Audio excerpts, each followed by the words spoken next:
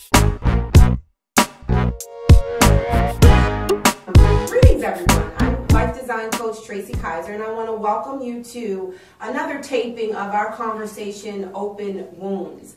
I'm here with my co-host, Erica Goodrich.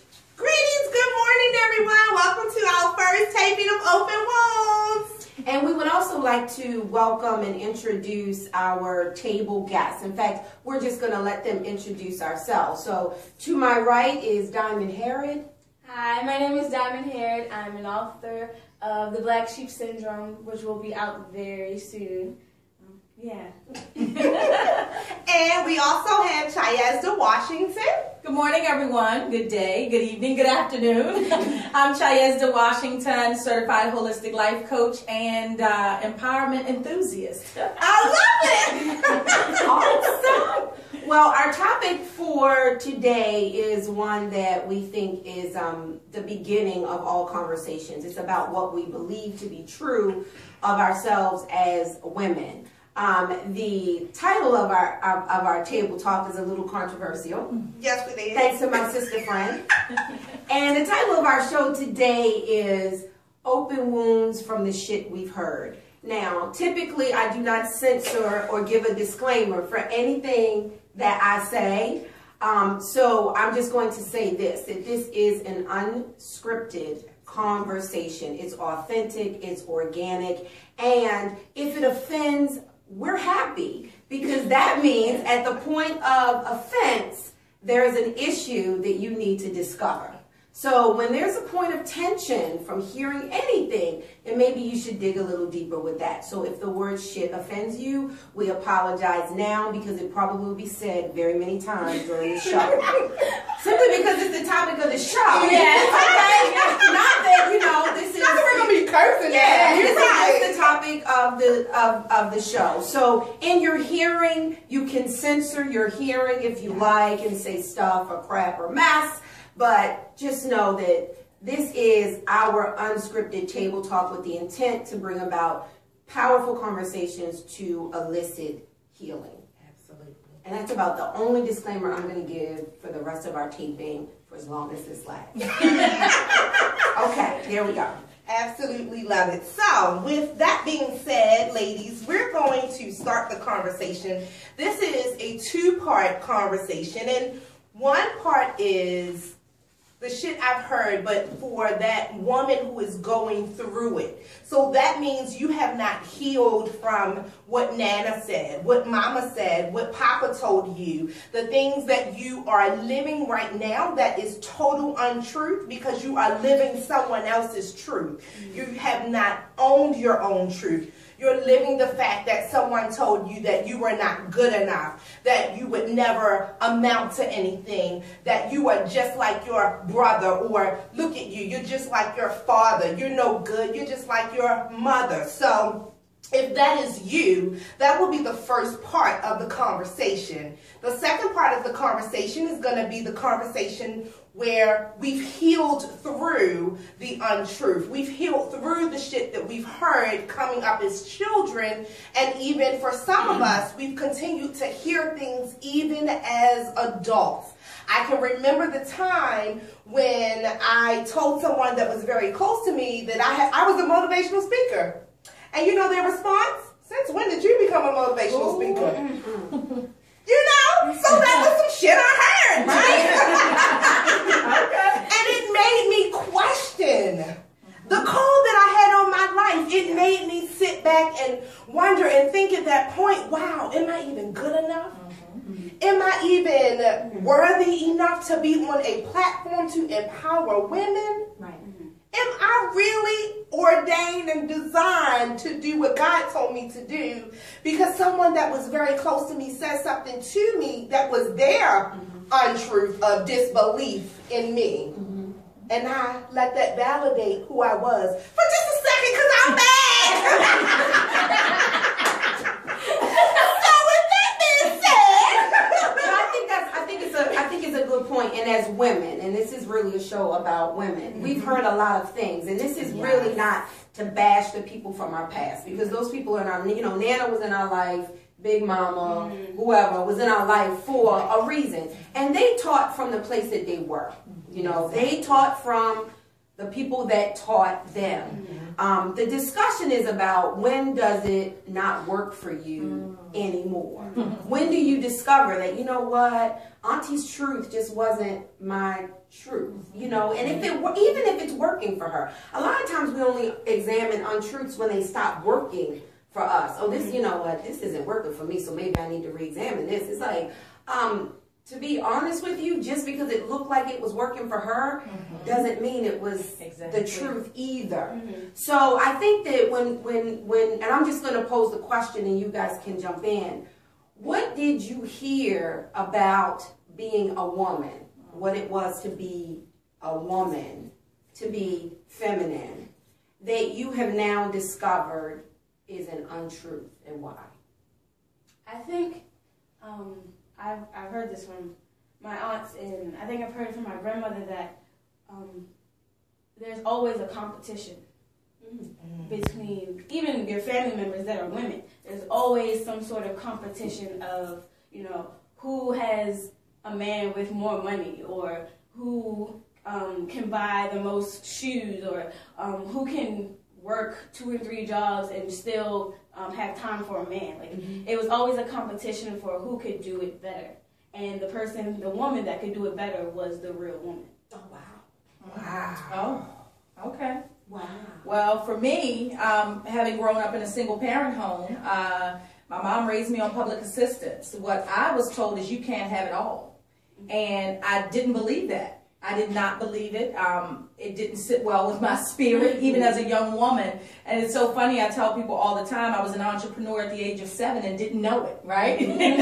I bought my first bike at a yard sale for $7. I flipped that thing and turned it into 45. And I was bitten by this bug, and I had no idea that that's what it was. Right. But I've always gone the opposite direction. As the youngest child in my home, I've always done what everyone else in my family didn't do. So I went to school outside of my neighborhood. I exposed myself to things that I wouldn't have exposed myself to had I stayed in my environment.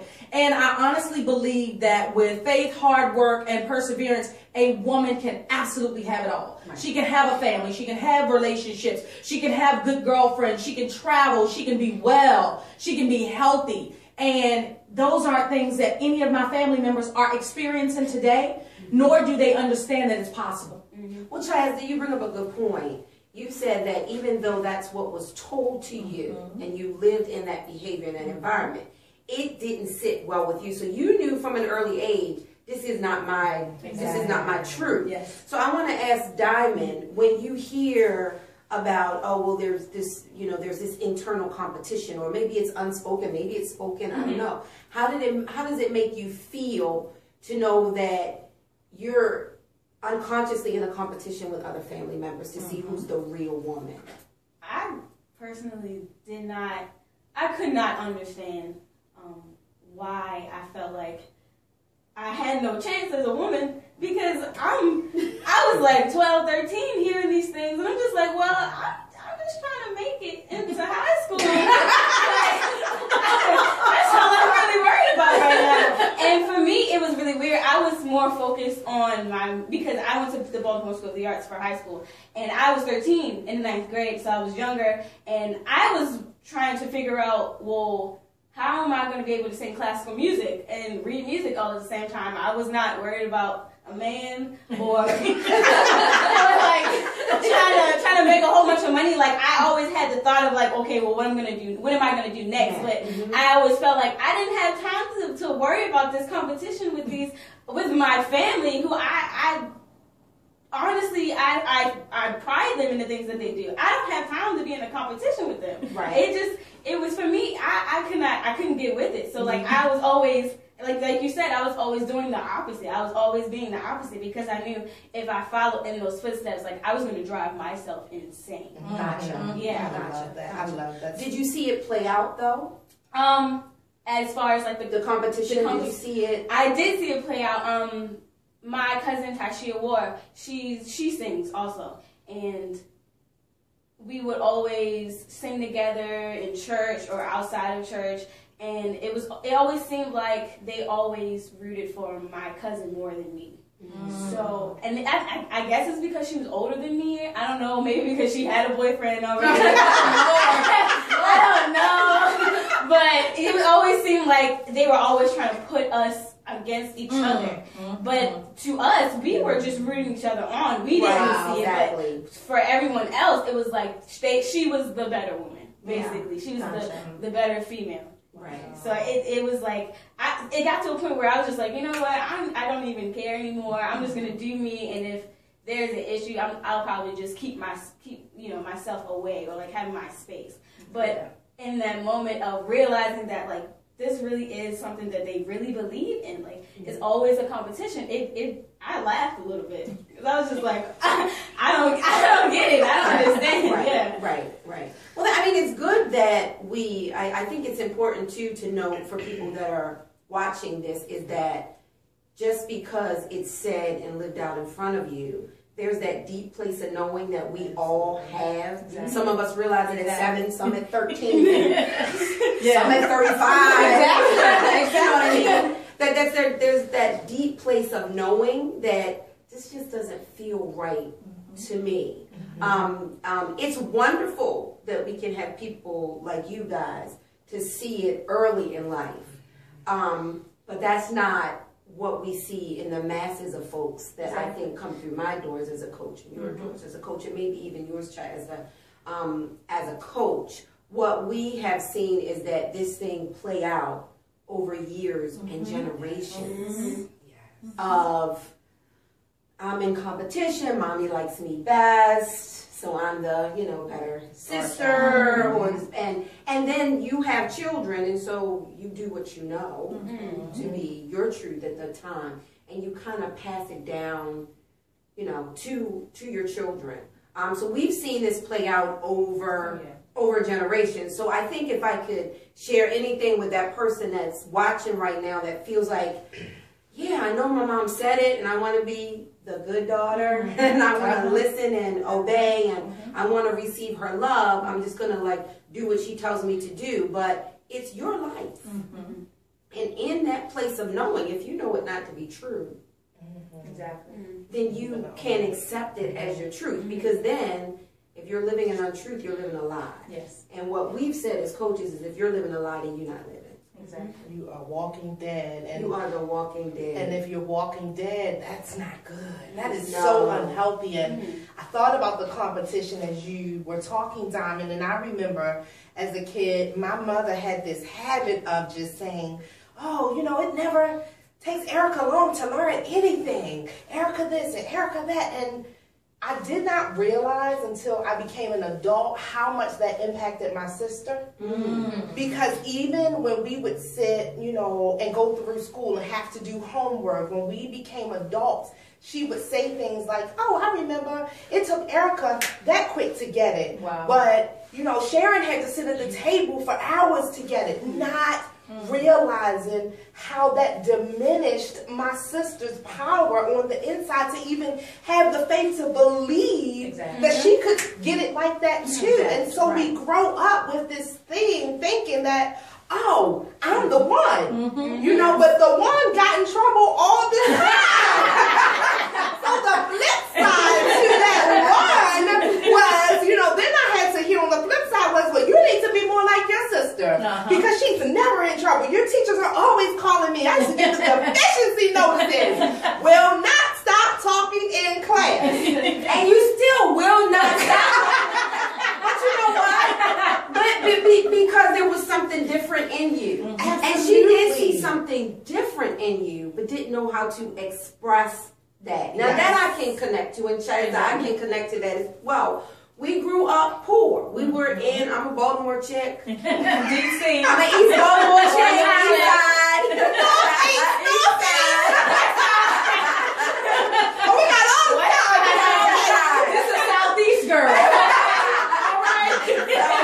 So I grew up in East Baltimore, in the heart of East Baltimore, in very poor neighborhoods, but with proud people. Exactly. So I'm almost 50. So it's the dynamic of my neighborhood when I go back now has changed greatly. A proud people. And my family had the philosophy of it's my job to make sure that the next generation does better than what we did. Which is hard when you have a matriarch that doesn't have a high school diploma and can't read, but was in business for herself. So it's it's a little hard when education is now the key and not knowing how to navigate that. So they thought at that time, no disrespect to anybody, but white was right. Exactly. So I went to white schools. I went to white schools. I never thought that I was better than, but I knew I was different.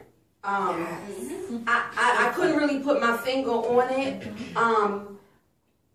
I just knew I was different. My family, however, took it as, oh, well, because she went to those white schools, she's better. I never thought I was better.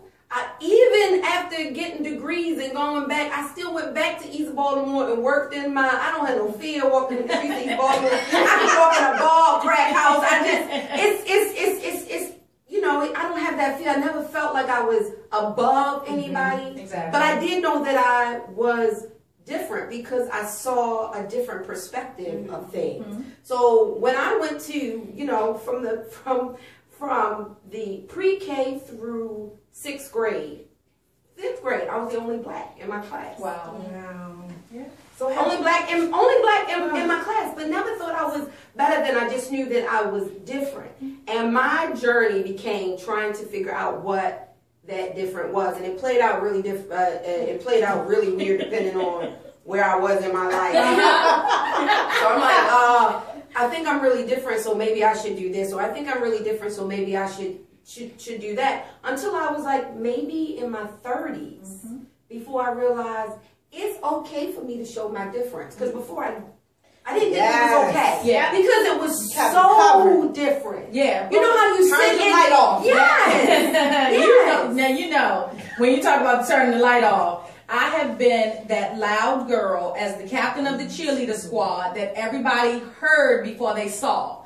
And growing up, I was always told, you're too loud. But what I recognized is that somebody has to have a voice. Yeah. And I didn't realize that until I was in my early 30s. So when you say, just because you have that deep feeling in your gut, doesn't mean you follow it. Because then you are challenging the status quo. And if you're not ready to challenge the status quo and accept the consequences of that challenge, then you keep going about your life the way you have been because you don't want to ripple the pond. Right. And at some point in my life, I just had this, I don't give a damn. I don't care.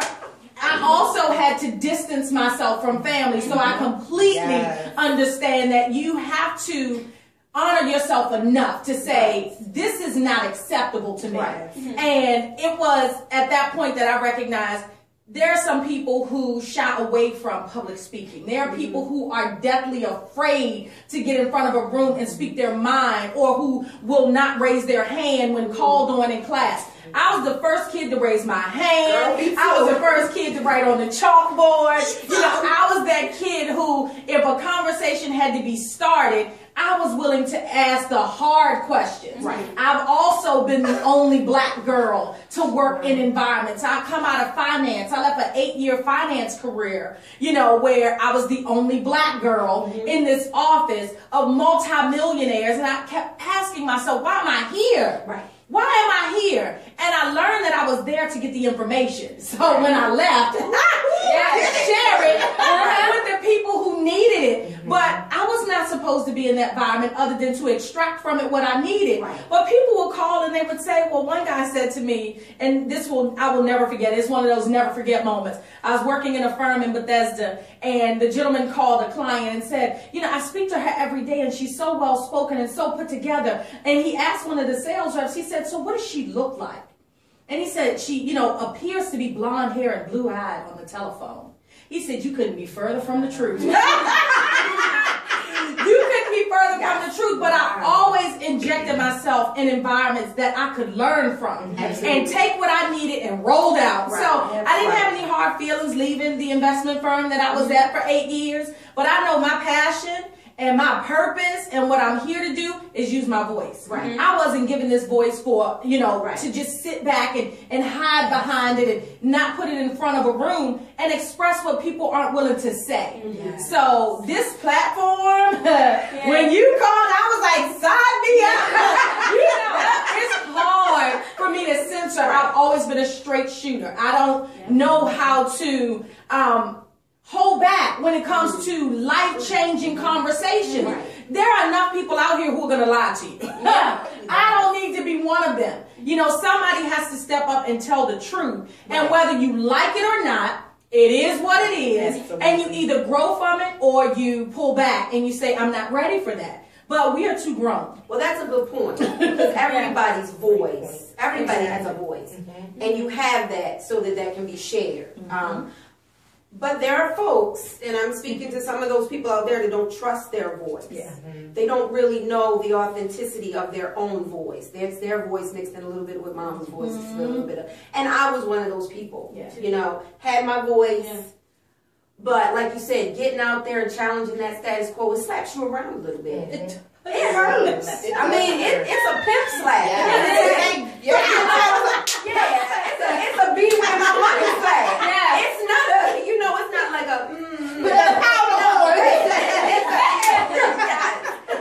and from that, you can just be like, you know what, I'm tired of that, so I'm just gonna stay here and keep what I got to myself, and then it's just for me until you realize that it bubbles up. And it's not just for you. And then, unfortunately, sometimes it's got to come out. And it does. God bless my husband. It's got to come out to somebody. You know what I mean? It got to come out to somebody. And unfortunately, sometimes it's the people that Closest to have you. not caused you that, Exactly. have not caused you Exactly. that pain. So I'm hoping that people will get through this too, is that you have a voice. It may seem a little squeaky right now. Right. It may not be as big as this side of the church. And that's okay. That's okay too. Yes. It may be classical music like, but you still have a Or voice. angel like. Because I'm so calm right now. It's like, yes. But to be in your 30s, to know that you have a call to help transform lives, number one. To be able to, for me to be able to actually say that now in front of a camera, or in front of a camera to say that, and I really did hide it until I was in my 30s. Knowing that this was my work, still getting my education in it, still, I'm going to quit my job and go to massage school. What? Okay, now I'm going to become a holistic practitioner. What? But I think they already knew I was different anyway. So my different became, she was really smart with the white schools. Then it was like, I would sit in church and be like, that's not what that scripture means. Why are we doing that right now? I feel like that now. I feel like my voice right now is like, it's small. And I feel like when I talk, and it's a big difference from when I sing.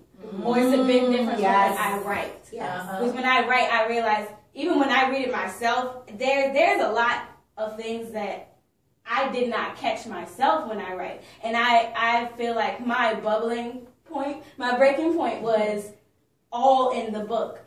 And I feel like the Black Sheep Syndrome is all about being different. It's all about knowing that you're different and knowing that it's okay to be different. Can we high five on that? I want okay to be different. And I want to talk about the Black Sheep because I grew up calling myself the Black Sheep. I was like, I am a Black Sheep. I used to say I am adopted. Where did these people come from? And more so than that, where did they get me from? Where did I come from? I remember the first time I watched something on TV, it was like, switch that birth. I was like, that's me. I was like, oh my God, this is not. And the only thing that convinced me is that, side by side, I looked exactly like my mother. I'm like, no hope for that.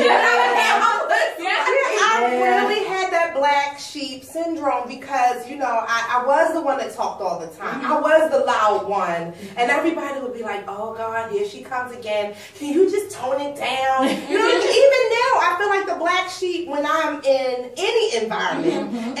especially in the work environment. Let me tell you, I've had to learn in my 30s. I crossed over to the 40 now, but when I was in my 30s, I had my aha moment. It was like, you know, enough of this. I'm not dumbing down. I'm not putting my light out because y'all can't handle it, okay? That's not my problem. Yes. That's your problem. Absolutely. And you have to own that because somewhere along the line, somebody has told you an untruth that it's not okay to embrace Erica for who she is. Right. So that's your lie. Exactly. That's your untruth. That's the shit you heard that I don't have to live. I don't have to own your untruth. It is your untruth. And then another untruth that I really want to talk about, because I heard you say, God bless your husband, right?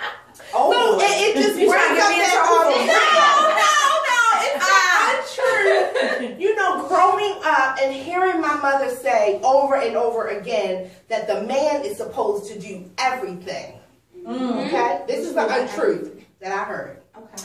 The man is supposed to do everything. Baby, let me tell you, one thing you have to do is make your money and spend your money. Oh, okay. Okay? Okay. So, you know, you cook a meal, you cook. She did teach us how to cook. And, you know, the other thing that go along with being the wife. Right? She gave us plenty of lessons. But the man is supposed to go out and do everything, and you just sit back. That is so far from the truth. Okay. And I watched my father suffer. Ooh. Because there were times when there were things I can remember as a child. There were things that my mom wanted, and he would do it. He would do it. He would go get it. He would make it happen. And then there were times when he couldn't carry the load for whatever reason. Either he had gotten sick. I remember he fell in a pothole one time and sprained his ankle. Like, these things had happened to him. And my mother would sit back and say, oh, no, you're the man of the house. I don't have to get a job. Oh, wow. Oh, no, I'm not going to work. What? Go get a job, huh? Oh. And I can still see and visualize my father going to the bottom of the steps and grabbing his stuff out of the closet and saying, I am leaving. Wow. Wow. And I would sit on the step and say, Daddy, please don't leave us. Wow. Please don't leave us. Daddy, I love you so much. Please don't leave us. And watch him put the stuff back in the closet, and he would go out the front door, and for a while he would be gone. And I'm sure I've learned that he would take these drives. So now I understand where I get that from. That when I'm at a breaking point in my life, I will get in my car and I will drive. I will turn the phone off. I don't care if you think I'm somewhere I shouldn't be. Watch, don't believe, just watch. Okay? So when I am ready to re-engage myself into the environment, I will come back. But I just remember watching his suffering moments. And he waited until we got grown. Oh, wow. And that's when he left.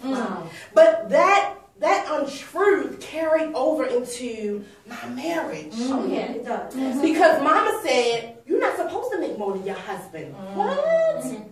Oh my God, you're married to someone who makes less money than you do? But she don't tell you about the money. It don't even matter. Because she didn't tell me about when somebody really loves you and you're on your sick bed, that the man who makes less money than you but really loves you will wash your backside when you can't. Right. See, she didn't tell me that when someone really loves you, that he will be by your side every waking moment, sleep in a pullback chair in a hospital in a cold room. Right. Because he loves you. Right. And love don't have nothing to do with money. No. Because when the money is gone, will the love still stand? And that's a misunderstanding that our women have today. We have so many broken families, so many broken homes, so many broken relationships over money. Money is not... It's not the answer. So to all my sisters out there, the money is not the answer. You're going after these men because you think they have money. Exactly. And you will accept the cheating. You will accept it. See, I had this very conversation. We're talking about open wounds. Yesterday, I had not only an epiphany, but I had a blow up, for example, with a woman who's extremely close to me. and it was over these TV shows, right? Empire and Scandal, Yes, yeah. right? So, and I'm not much of a boy. television watcher, but I was speaking with a conscious man, a very conscious man, and he said he was having trouble dating women who were illicitly participating in this kind of reality lifestyle. You know, everything they did revolved around love and hip hop and this show and that show, and I want that. I want to be able to go and buy red bottoms and do this and do that. But what are you bringing to the table? And he said, if you can't have a conversation with me about what these shows are doing to our community, I get it, it's entertainment, but at some point, it's a number of people out here who don't know where that line is. They don't know that it is written. It is scripted. It is supposed to look like a soap opera, but you're also putting very powerful black women in positions where they're playing second fiddle. Right. And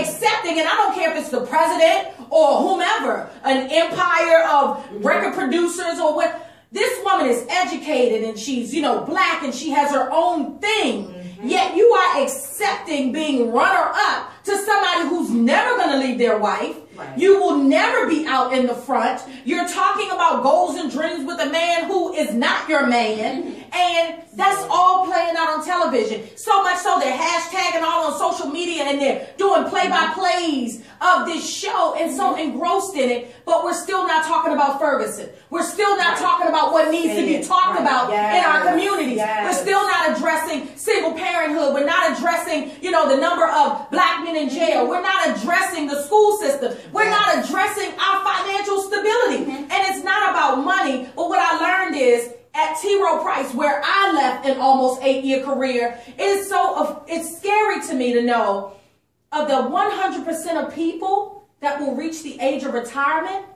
27% of them will be able to afford to. Now, you tell me that's not a conversation we need to be having. But I think I'm going to take a little bit of a spin on that, Chaz, and I totally, I'm feeling you on that. But what we're drawn to with those shows and those men with money and that sexy lifestyle and that love and hip hop life is that sexiness of it. You know, the thing about Olivia Pope is that she's being pursued, and every woman wants to be pursued. And I have these heated discussions with my husband because he refuses to watch the show. Why y'all glorifying the jump off? Those are not my words, those are my husband's. I tell my friends. I don't watch it, so this is you get what I'm going? Yes. And my statement to him is that, you know, a lot of people don't realize, or maybe they do, that art does imitate life. Is that because no matter how much we make as black women, no matter how much love we got in our relationship, if we're not secure in who we are, we will allow to be bought. We will allow to be a jump off. We will settle for the day after Christmas instead of being there on Christmas.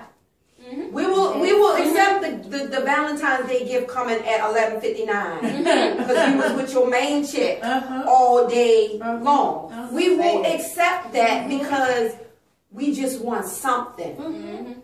And we don't see that something is something that we need to give ourselves. Exactly. This conversation is absolutely phenomenal, guys. Let me tell you, we are truly on fire. I'm so excited for just the moment to be able to continue to help women recognize the untruth and then heal through it. So when we think about more untruth that we've been told and then the things that we as women live every day, let's talk about value, because women are just living this lie and, you know, thinking that the value is in what I have on. The value is in, you know, how my hair is done. You know, how much MAC did I buy yesterday? And, you know, my value is in how sexy my man is that's on my shoulder, that be smacking you at night behind closed doors that you don't want to tell nobody about. Your value is what the soles of your shoes look like. Yeah. Red bottoms, is that what they call? Okay. Or you define your value by what you drive. So that's a lot of, you know, shit that we're hearing and seeing, because hearing doesn't just come from, you know, the ears. What you see and you penetrate as a belief, that means that you're hearing that and you're accepting that as your truth. So let's talk a little bit now. Let's shift this conversation into values and what are these lies and the things that women are just embracing as, you know, their definition of how they value themselves. Well, let me jump in here, Erica, because I have to say, you know, growing up the way I did, right? When you're in an environment where, you know, money isn't always readily available, you can tend to put value on yourself saying, well, if I've never had access to money, then I'm not valuable. Because what you see on television is that, and back in the day, Dallas was on, right? That was a big show. Yep. They had the big homes, and they had the luxury jewelry, and they had the cars and the horses, and they traveled, and everybody looked good, right? Because money could buy you anything. It could buy you a nose, it could buy you different color eyes, it could buy you a shape. And we're seeing a lot of that now. We're seeing young women compromise their health as a result of putting value in other areas so that they could be a little more attractive. I heard someone very powerful say recently that a woman could afford $1 million life insurance policy with the money she spent on a sew-in. Oh, okay. Listen, listen, Linda. listen, Linda. Value is not something that you can find from the outside. Value is not the color of the bottom of your shoes. Value is not the Michael Kors bag. Value is not what you have around your home. Yes, your home is an asset, but it doesn't have to have $100,000 worth of furnishings to be valuable. Make it comfortable. You know, people are living outside of their means. And value is also related to how you take care of yourself. You know, to me, I've always thought that my health was my greatest asset. You know, some people say, well, you know, you don't work out, or you don't do this, or you don't do that. I treat my body like the temple it is. God gave me one place to live, and that's this physical body. He never promised me a roof. He never promised me a car. He never promised me anything other than this vessel. And this is enough for me. But if it's going to carry me 120 years, I need it to be all right. I need this thing to be right, not just externally. I love makeup, right?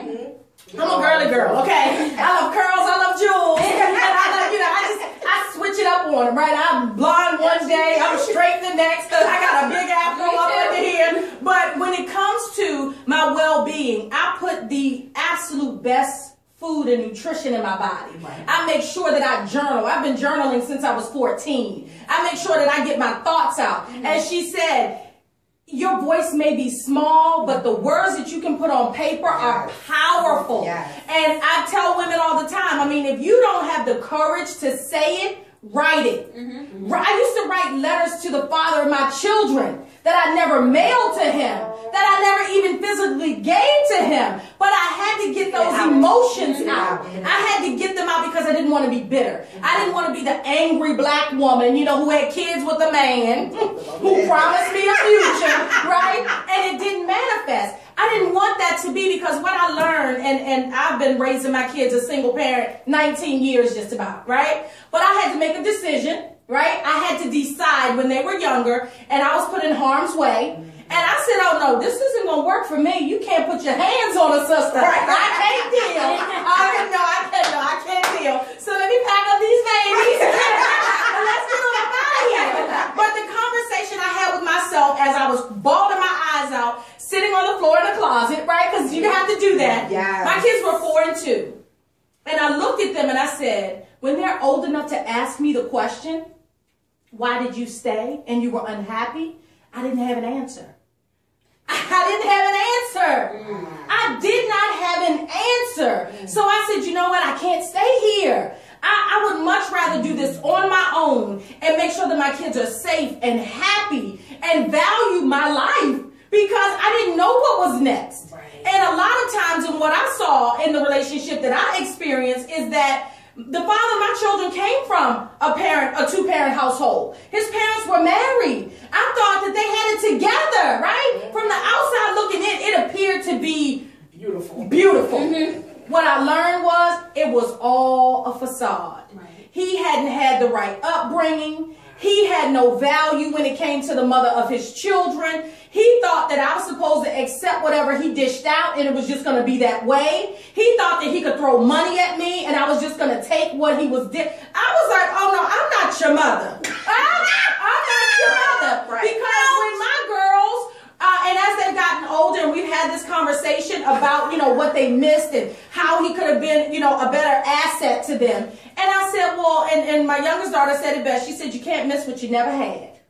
And I just needed to know that as a single mother, that I did the right thing by my kids. Right. And the value that I placed on me and them was far greater than staying in a relationship that was doing me no good. Right. So a lot of times, and I tell women, I am not an advocate for breaking up a home. I'm not. But I am an advocate for you staying where you're welcome. Don't stay where you're not welcome. And you cannot use the excuse of children as a reason to stay. Because now you have them in a toxic environment. Now they're watching and witnessing you experience a very deep level of discomfort. You're unhappy. You're stressed. You're crying. You're not being satisfied and your soul is empty. So how do you raise kids that way? How do you raise children? And we're speaking of generational behavior. And so from generation to generation, well, my mother experienced it. So I'm going to put up with, he's a provider. He provides the home. He works outside the home. He takes care of me. But you bring something to that table too. And the greatest thing I could have ever given my kids was the gift of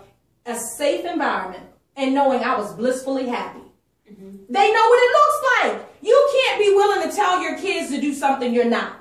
Absolutely. And that's that. Do as I say, not as I do. Right. No, that doesn't work anymore. These kids, these Generation Y, it never did, but we adopted it. But these children, totally different ballgame. Let me tell you, they come out the womb at 2, they're on iPads. They're highly intelligent. You can't get anything by these children. So when you say, I'm working 2 jobs and, we're barely getting by, they're wondering, well, why are we barely getting by? There's no shortage of money out here. Technology is readily available. So you have to catch up to the times. And a lot of kids are surpassing their parents even in thinking because they're like, we think unencumbered. We don't have any fear. Children without fear, that is an amazing place to be. So all I can say is the value that you have, harness it.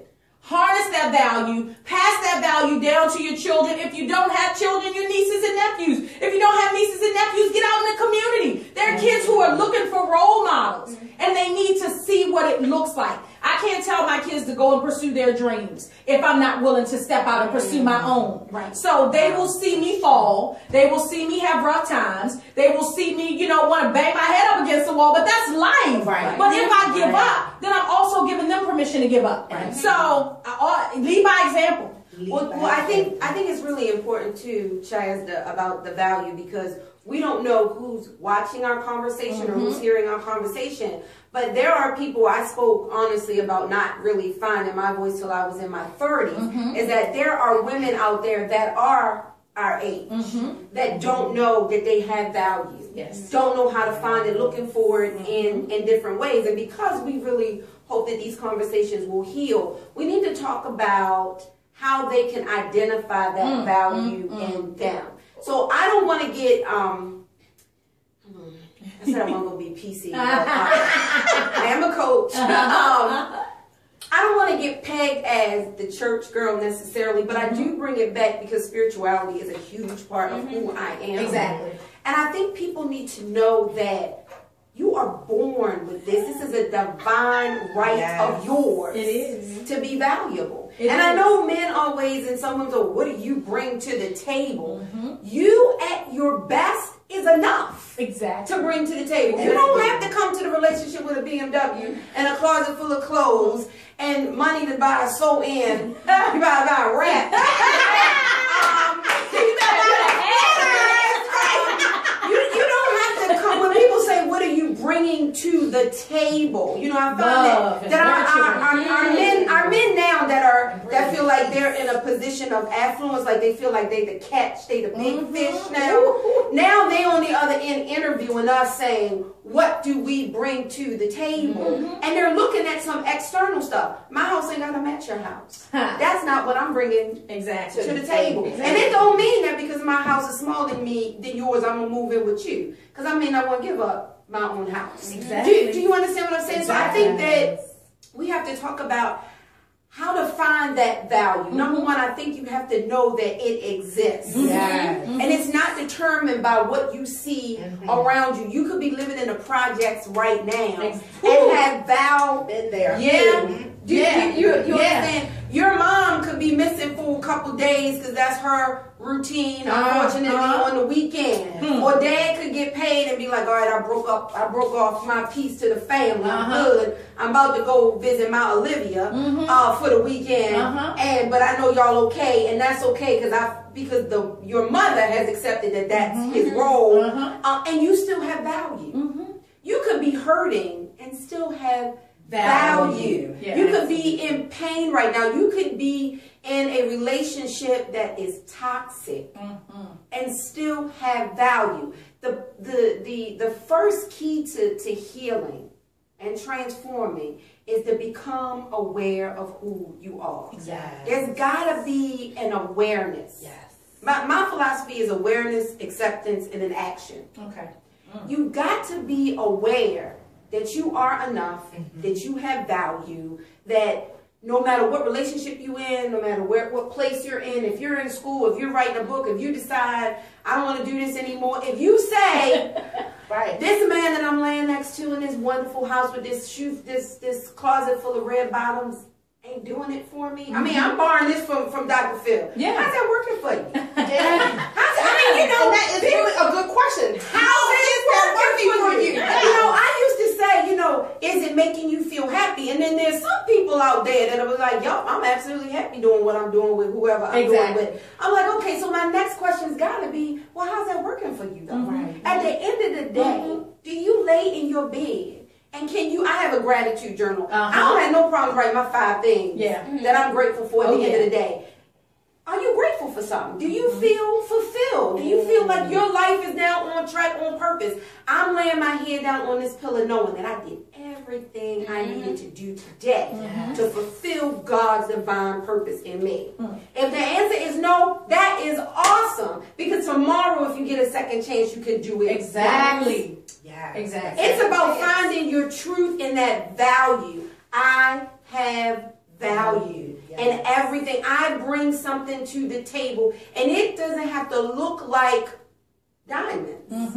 I can't say, I can't carry 2 in a 5-pound bucket. Can't do it. But I've heard this girl sing. Bring tears to your eyes. So to know that now she has taken another part of her voice and elevated it to put it on paper. I haven't read The Black Sheep Syndrome, but I am. You and me both. And I'm going to put them as Christmas gifts under somebody's tree. They need to read this book, to come from to have the voice of a young person. We speak about pain and experience, and this is just like boom. This is it. This is like you said. They come out. I have an 18-year-old. They come out saying, "Oh, I don't know. I didn't know that I couldn't do that." Oh, you mean I can't just go out here and make? Why can't I? What's stopping me? What's stopping me? There's nothing to stop. People like Diamond from doing that. I think that we would be remiss if we didn't address the fact that there's huge generational differences in value. These kids are finding value in other places. I'm not saying that there are not issues in the age groups, but you all don't have that fear. You don't have that slapping around that I got to be like, that seems eerily familiar. I don't know if I want to go there. Because the last time I went there, they chopped off my foot. And I want to keep my other good one. You know what I mean? That hasn't happened to her. So there's nothing to stop. They have no mental bondage. They don't. They don't. They have no mental bondage. They really ain't. For somebody as a parent, and I watch it all the time, Parents have mental blocks, right? Parents have, this is my area of expertise. This is all I know. This is what I do. This is who I am. This is how I provide. And this is all I can teach you. Where the kids are saying, it's a whole different world out here. Right. And while you might be afraid to go see it, I'm going to let you know what it looks like. I'll be back. Right. I'll be back. That is definitely. And it's a few I think like a month before I graduated high school. Not a lot of people know this. I actually enlisted in the Marines, and I didn't tell anybody.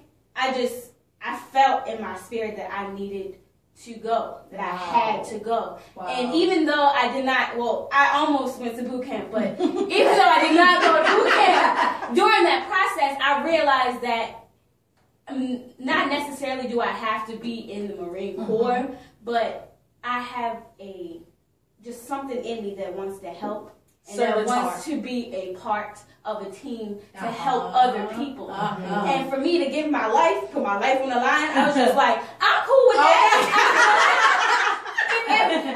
If that's my purpose in life, then why not? Right. And I don't know, so why not go try to figure it out? Right. Well, that's a great question. Why not? Why not? Because the why stops us. Why should I do this? Because I don't really have enough money. I don't have enough time. I don't have enough resources. I don't have the support. But when you go to the why not, that's a whole different conversation. You know what has to come on the end of that why not? The question then has to be, if I don't, who's going to suffer? Right. If I don't do this, who's going to suffer?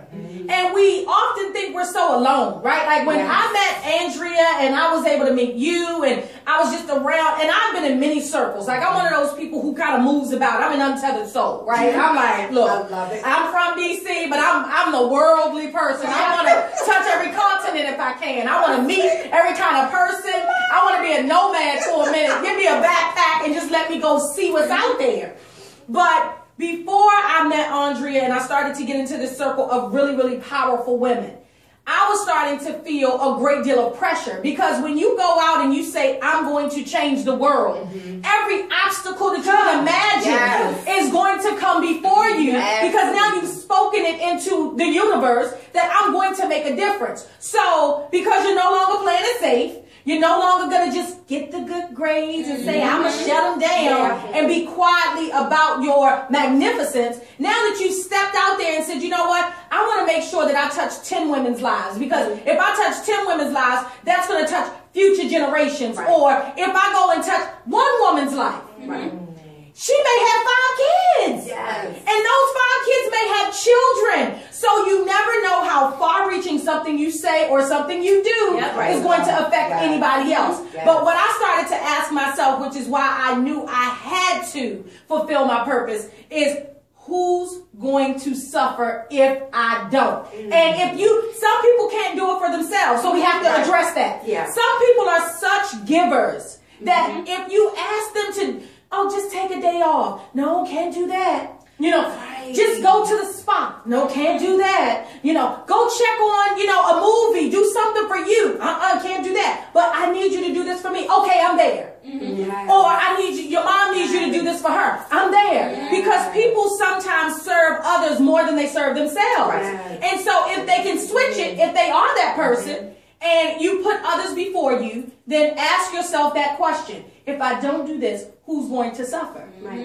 So either you're self-motivated or you're motivated to help others. And either one is okay, right? Some people want to help the world. And if you want to help the world, ask yourself who's going to suffer if you don't. And that will lead you in the direction of your purpose. It is so amazing what will happen once you figure out what that is and then move on the path to it. And then the resources come. But the key is self. The key is self.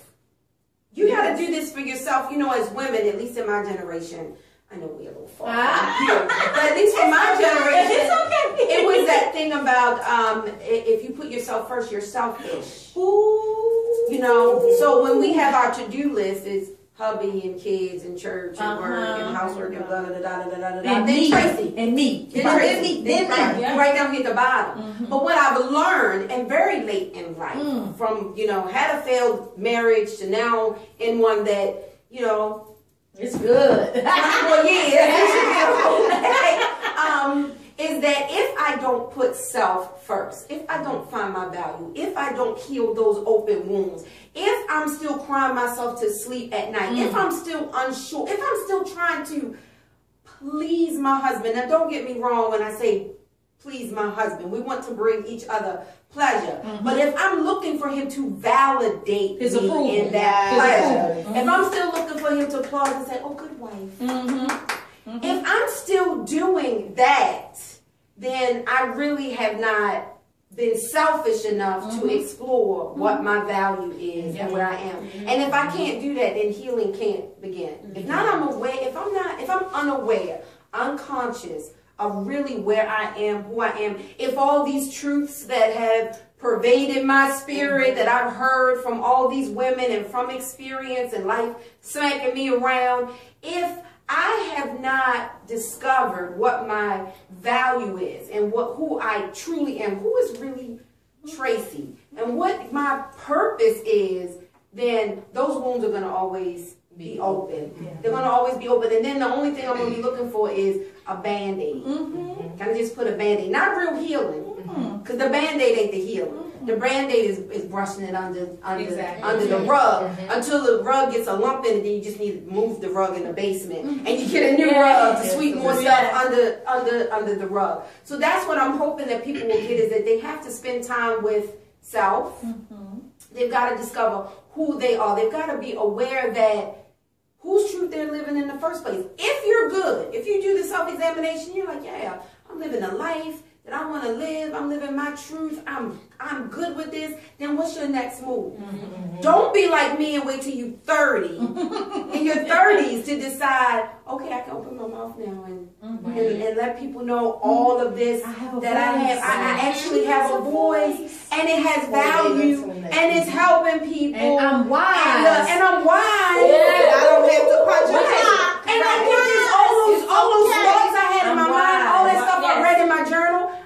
I was brave enough to open my mouth and have a discussion with 3 other women, and guess what? We have more in common than we do that. We do. Exactly. Look at that. Who would have known? Because I kept it all. In. Exactly. So I think the key to healing is finding that value, knowing that you have it there, finding out what it is, because it's unique. Chaz's value, what she brings to the table, is not what I have. What Erica brings is not what I have. Certainly, I do not have put on a uniform and let's. I did though. Let me say that. I did. Okay. I'm gonna go a little bit back now. I'm a brain the streets of East Baltimore. I did have anything. I'm all right with I that. did, Dami, but I didn't fit in. I didn't last long.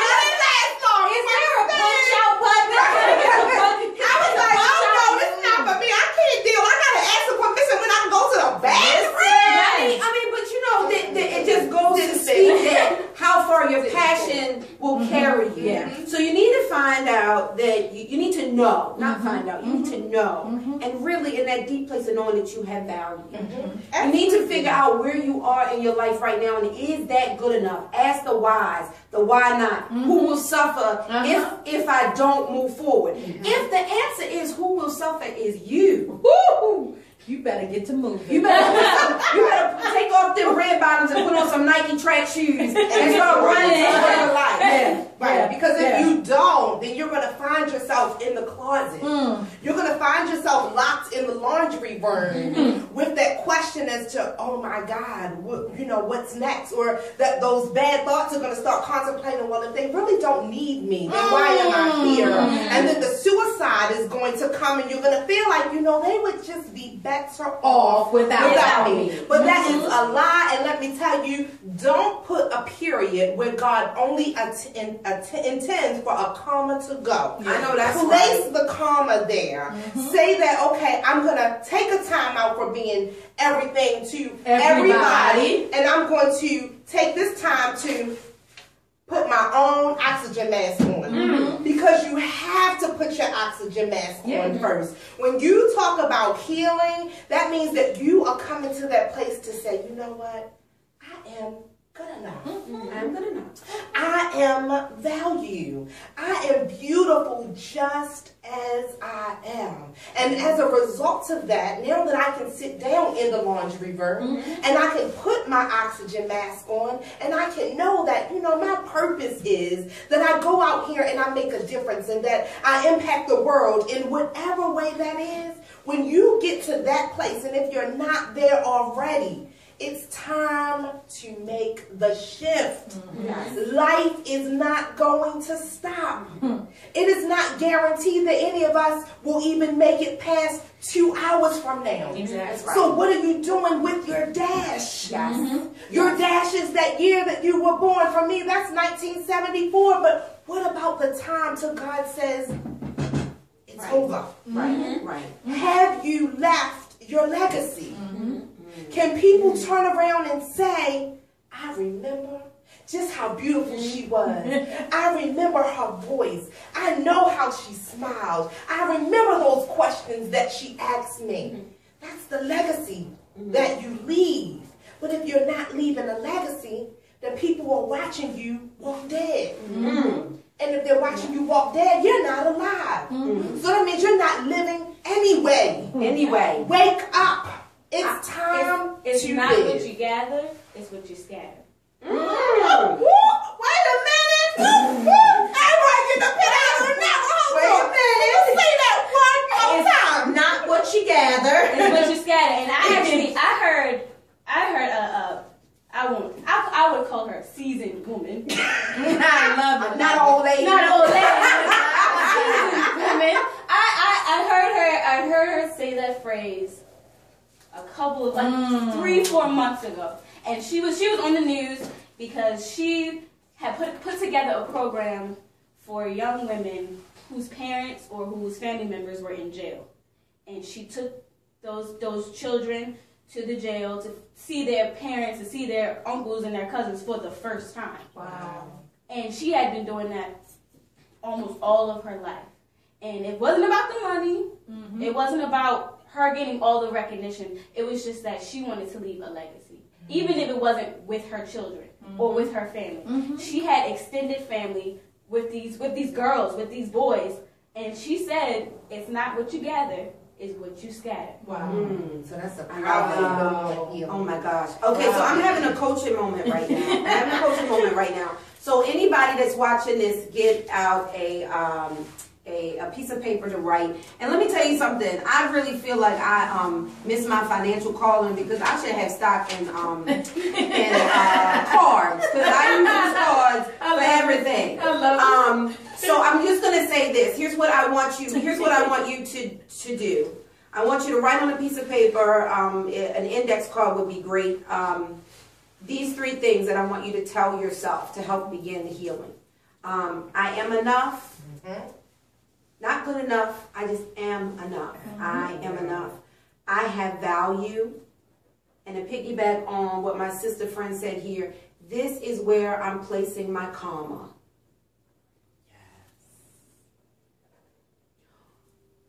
Or if you're Taoist, you could say karma. This is where I'm placing my karma. And we can't forget, I think, the quote of the day from our youthful sister sitting at the church, at the table in the church. I do not want to preach a spirit to come right now. It is not what you gather, it's what you scatter. Yes. It's not what we're all here for a divine purpose. Yes. I believe that our goal is to discover what that purpose is and to have our souls expand before we leave here. If we happen to, in my case, if I happen to help transform lives of women along the way, awesome. But my purpose and my goal is really to find out why I'm here. That's my job when I wake up every day. Why am I here? So at this point, we want to thank our guests. Yes. I want to thank Diamond. Thank you so much. Okay, and so I don't know if she plugged it enough, but Black Sheep Syndrome. Yes. Diamond Harrid, Harrid. She's on Facebook. My suggestion is that you follow her so you can find out what's coming down the pipe with Black Sheep Syndrome. And we want to thank, you want to thank your guests too? Yes, I want to thank Chiazda Washington.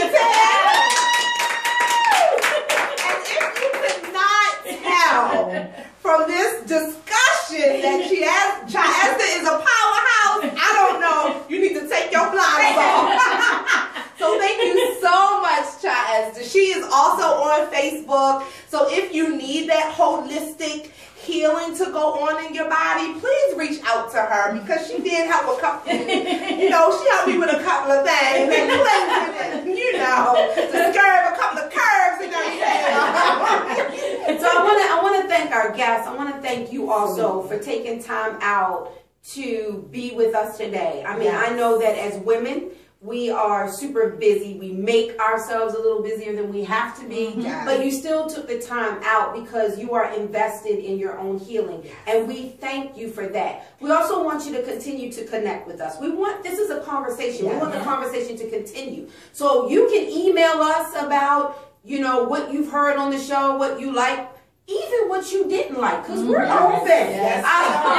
Tell us how you are being challenged with an open wound. Tell us how you've healed. We like to hear from experienced people that's gotten through. It's what encourages us to get through and know that it's possible. And then, of course, your thoughts on the show. You know, hey, I would have liked to see you guys talk more about this, or I would have liked to see you, you know, do more of that. So please connect with us. Facebook, Twitter, YouTube, and I would be remiss if I didn't give a call to action, because that is what we do. So as you go along, continue your conversation. Have your own table conversation. Sit around, get a mug or a wine glass, whatever suits you, whatever suits you, because our conversation will continue over some wine. But wait, you're only 18.